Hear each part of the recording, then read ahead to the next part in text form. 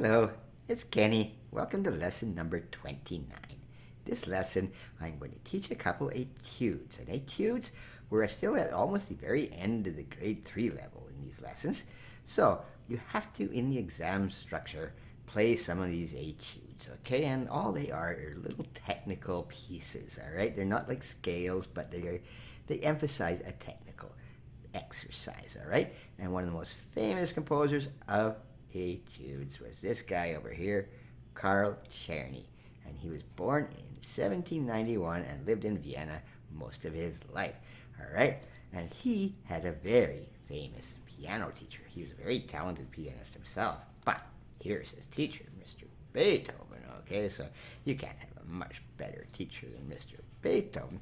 And then Mr. Czerny himself went on to teach other people, all right? His most famous student himself is this guy, Franz Liszt, one of the most famous pianists in history. So Czerny must have been a very good pianist in order to have that kind of pedigree. Now, these two etudes I'm going to teach by Mr. Czerny are very short. That's why I'm teaching two of them. They're each only 8 bars a piece, all right? And they're not too exciting musically. They are very much technical, but they are not really brilliant pieces. For example, much later on, not that much later on, but Mr. Chopin, he wrote beautiful etudes, very difficult. I'm not going to be teaching him at this level by any means, but they became not just technical, but became pieces by themselves. But in the meantime, though, we're just going to stick to Mr. Czerny's etudes. And lastly, before I go on to the lesson, I just want to explain what those little weird terms down there, Op 261, No 53, what do those things mean? Because you'll see those on sheet music quite often, in particularly classical music. All right? What the op is, that's opus. It just sort of stands for work. It just means it's a collection. Czerny wrote 101 etudes in this Opus 261. It's a book, so let's just consider it like a big book of etudes, all right? So today we'll be teaching number 53 and number 1. That's what the NOs stand for. So if you see Op 261, No 53, that just means Opus 261, number 53, which is basically the 53rd piece in his collection, number 261. Okay, now on to the lesson. Now, for starters, I just want to play both of these pieces one after the other so you know what these lessons are about.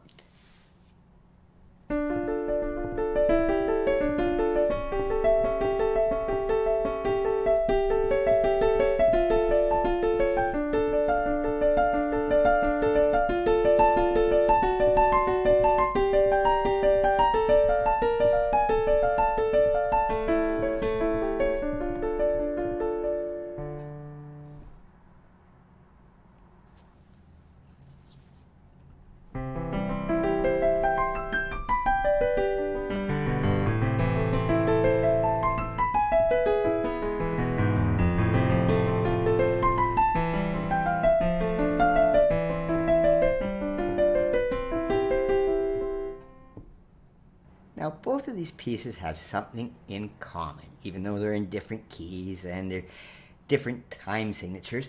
But what is in common is the left hand and the right hand are playing one after the other. Left hand starts this one, the number of Opus 261, number 53. It starts like this. Okay, and you can see it there. I've even marked it here in red, just for the first bar here, to show something different. Usually this is not how people score things. The right hand, usually the notes are up after the middle bar, the third line, and down all the other time. But this case, no. We want to show that these ones are left hand and these ones are right hand. So I put them in red. So the left hand notes, they're going to have the stems going down, and the right hand ones, they're going to go up, okay? And this is not all that hard to play, all right? They're in 16th notes, but that shouldn't be too scary. There's 4 16th notes in a quarter note, but you just got to keep them just nice and steady, all right? So it's quite simple. Your fingering, I didn't write much in because you can figure this out yourself. All right? Very, very simple, Okay, and then the second bar.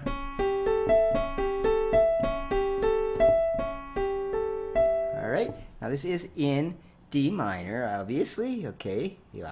Not obvious, it's got one flat. It could be in F major, its cousin, but no, it's in D minor, and you see in the first bar, you know it's in D minor, because of that raised sharp note. Remember the D minor harmonic scale? Well, there's that C sharp, all right? So this is all you want to do, and what's nice about this piece is you want the melody. It's sort of a melody in the left hand, your first note.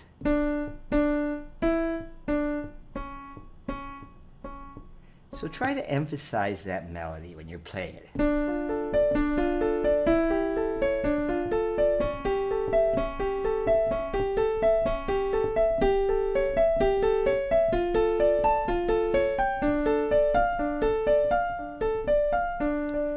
Okay, that's the first 4 bars, and they're all the same pattern all the time. Left hand plays 2 notes, right hand plays 2 more. These are just broken triads, really. If you really listen to it, if you really want to know what's going on, it's just doing this.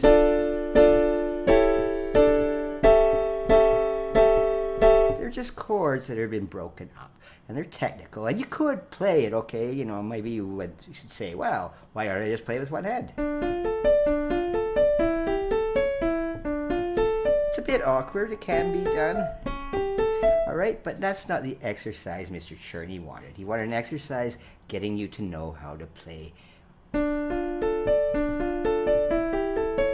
hands independently. And as you'll notice here, there's nothing right up until the very end. He puts a D in there, very end right there, okay, in the bass clef. But there's nothing written in the bass clef for the whole rest of the piece. All of this in the treble, so don't get the confusion.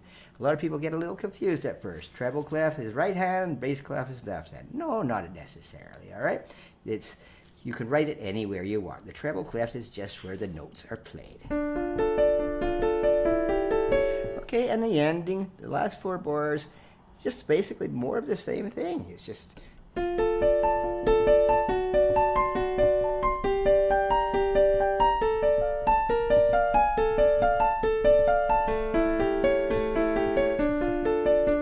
and then that one D down here, right at the very end, you put one note in the bass clef, just try to fool you.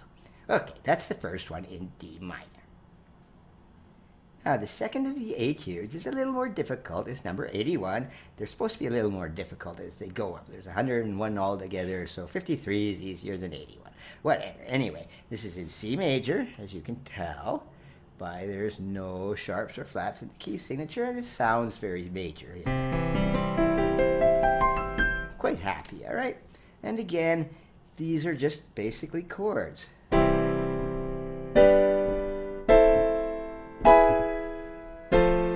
right? Nothing really going wrong here. This is actually what's known as arpeggios, in which I haven't really taught too much of. It'll be in the technical lessons coming up. But what you want here is these are triplets, so there's 3 notes, 3,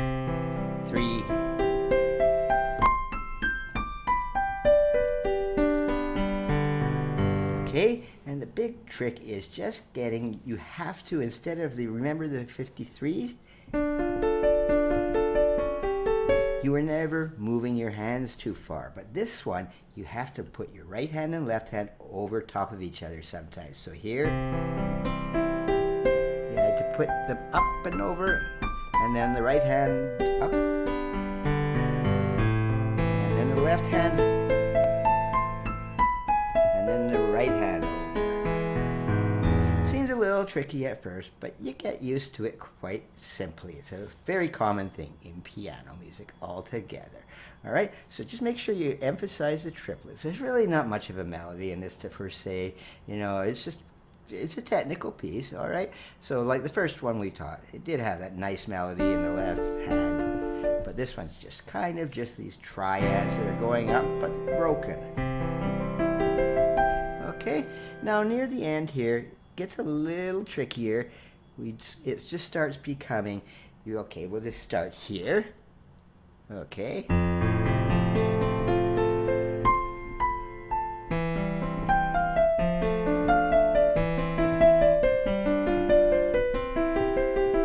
there's no more jumping over hands and everything. It's just left hand in the bass and right hand in the treble. Very easy. Now what I did not put in here, and you can see here, these make it a lot more tricky, these little things, and I've never mentioned these before. This little squiggly line and this TR, they stand for exactly the same thing. There's trills, okay? And these can be a little tricky at first. So learn this thing first of all without even touching those trills. Because what a trill is you're going up or down. It can be a downward trill. It's very common in music. These are very short trills. Just one up and down, all right? So instead of here, playing the C, you just put a little trill in there. All right? You just want to be really quick. You don't want it to destroy the rhythm, all right? And piano, it's fairly simple to do trills on piano. Like vocalists, singers, when you hear an opera singer, when they're doing a trill, oh, it's very, very difficult. But here, take it very slow when you're learning the trills.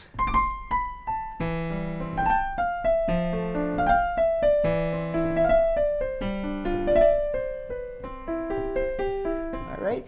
These are also called ornaments. They're making the piece sound fancy. You don't have to play them. Okay? But it does make it a little more fancy.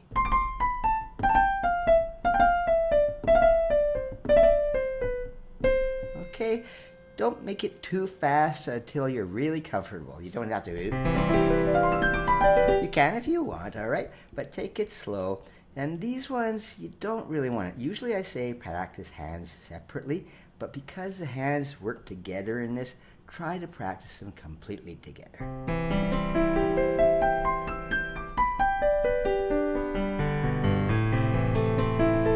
And speed it up as much as you want. They are exercises. You're allowed to play them fast. It says allegro, that means fast, all right? When I was taking lessons, my teacher always said, okay, look at that word allegro. How do you know that means fast? There's a leg in the middle. You're running, okay? Kind of silly. But play it as fast as you want. All right, that's the last of lesson 29. I'm going to teach lesson 30. There's going to be one more lead sheet. It's going to be a waltz. And then we'll move on to grade 4, which is actually quite a bit more difficult than grade 3 and should be a lot of fun. Thank you.